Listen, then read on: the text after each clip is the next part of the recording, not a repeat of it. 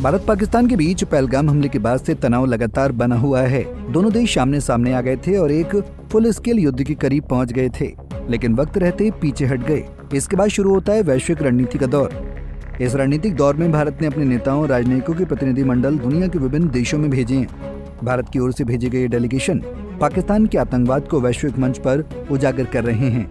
वहीं दूसरी ओर पाकिस्तान के चर्चित चेहरे, जिनमें प्रधानमंत्री और सेना प्रमुख जनरल आसिम मुनीर शामिल हैं, पाकिस्तान का पक्ष रखने के लिए सक्रिय हैं। इस समय जहां पाकिस्तान मुस्लिम देशों का दौरा कर रहा है, वहीं भारत का नेतृत्व लगभग हर महाद्वीप के प्रमुख देशों की यात्रा कर चुका है।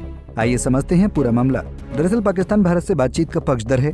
भारत ने फिलहाल सिंधु जल संधि को स्थगित रखा है और पाकिस्तान चाहता है कि भारत इस पर पुनर्विचार करे, लेकिन भारत इस समय आतंकवाद के खिलाफ सख्त रुख अपनाए हुए है। भारत पाकिस्तान पर इतनी आसानी से भरोसा नहीं कर सकता। भारत जिन चेहरों को आतंकी मानता है, जैसे मसूद अजहर, हाफिज सईद और दाऊद इब्राहिम, वे आज भी पाकिस्तान में मौजूद हैं। पाकिस्तान की ओर से इन आतंकियों को वीआईपी ट्रीटमेंट मिलता रहा है। भारत चाहता है कि पाकिस्तान इन आतंकियों को भारत को सौंपे, लेकिन पाकिस्तान इसके लिए तैयार नहीं है। बता दें कि इस समय बौखलाया हुआ पाकिस्तान लगातार भारत को धमकियां दे रहा है। पाकिस्तान जानता है कि अगर भारत इस संधि पर पुनर्विचार नहीं करता तो वो अगले 10 वर्षों में ऐसा इंफ्रास्ट्रक्चर तैयार कर सकता है जिससे इन नदियों का पानी भारत की ओर मोड़ा जा सके। यही वजह है कि पाकिस्तान भारत पर लगातार दबाव बनाने की कोशिश कर रहा है।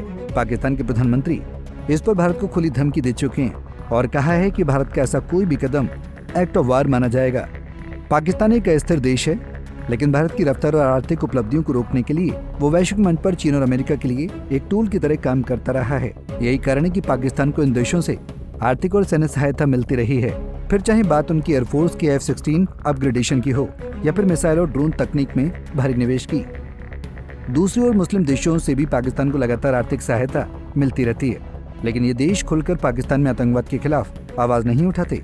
यहाँ तक कि अरब देशों के प्रमुख न्यूज चैनल्स भी पहलगाम हमले में शामिल आतंकियों को गनमैन बताते हैं, जो इस्लामिक कट्टरपंथ को लेकर वैश्विक पटल पर मौजूद पक्षपात को उजागर करता है।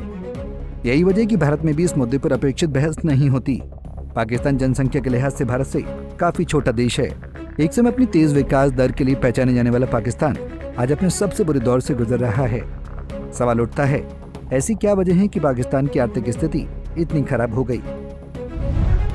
आर्थिक संकट की प्रमुख वजह वित्तीय अस्थिरता और कर्ज का बोझ। पाकिस्तान पर बाहरी कर्ज IMF, चीन, सऊदी अरब आदि बहुत अधिक है। विदेशी मुद्रा भंडार लगातार घटते जा रहे हैं, जिससे आयात और कर्ज चुकाना मुश्किल हो गया है। IMF पर निर्भरता। पाकिस्तान को बार बार IMF से बेल आउट पैकेज की जरूरत पड़ती है। IMF की सख्त शर्तें जैसे सब्सिडी में कटौती और टैक्स बढ़ोतरी आम जनता पर भारी पड़ती है।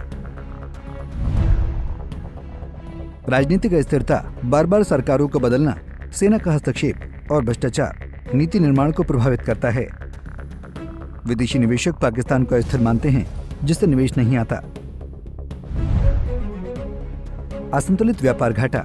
पाकिस्तान का निर्यात सीमित है, मुख्यतः कपड़ा, चावल और खेल सामग्री। वहीं आयात बहुत अधिक है, जिससे तेल, मशीनरी, खाद्य उत्पाद। इससे व्यापार घाटा और डॉलर की कमी लगातार बढ़ रही है। कम कर संग्रह।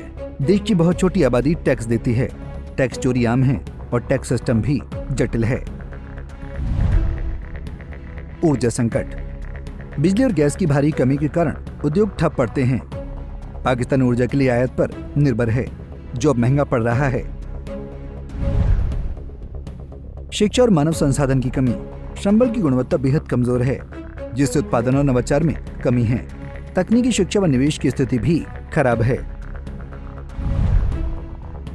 सुरक्षा और आतंकवाद की समस्या। आतंकवादी घटनाओं और असुरक्षा के माहौल से निवेश और पर्यटन दोनों प्रभावित होते हैं। जलवायु संकट और कृषि पर असर। बाढ़, सूखा और मौसमी तबाही ने कृषि आधारित अर्थव्यवस्था को गहरा नुकसान पहुंचाया है। बहरहाल पाकिस्तान इस समय गंभीर आर्थिक और सामाजिक संकट से गुजर रहा है। देश की साक्षरता दर लगभग 55% है, यानी आधी आबादी अनपढ़ है। उच्च शिक्षा की स्थिति और भी बदतर है। शिक्षा की कमी के कारण ये देश एक ऐसे ढांचे में बदलता जा रहा है जो ऊंची जाति, अपर कास्ट के मुसलमानों की ताकत का एक गढ़ बनता जा रहा है। फिलहाल इस खबर में इतना ही। देश और दुनिया की बड़ी खबरों के लिए देखते रहिए पंजाब केसरी टीवी। हमसे जुड़े रहने के लिए हमारे YouTube चैनल को सब्सक्राइब करें और नई वीडियो की नोटिफिकेशन के लिए बेल आइकॉन को दबाएं